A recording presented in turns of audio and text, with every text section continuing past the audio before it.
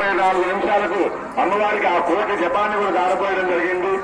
సందర్భంగా అమ్మవారికి ప్రీతిగా సహస్ర సువాసిని పూజా కార్యక్రమాన్ని ఏర్పాటు చేశాం.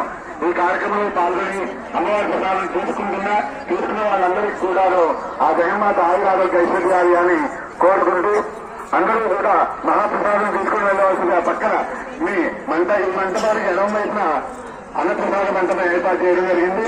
అందరూ కూడా ప్రసాదం తీసుకుని వెళ్ళవలసిందిగా కోరుతూ ఇంకా రావాల్సిన చాలా ఉన్నారు.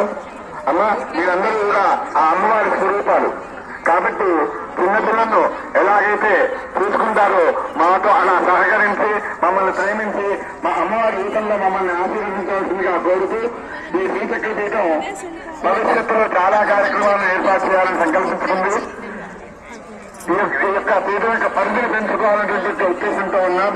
కాబట్టి మీరు ఎవరైనా ఈ భూదాన యజ్ఞంలో పాల్గొన్నట్లయితే మీకు వచ్చేటువంటి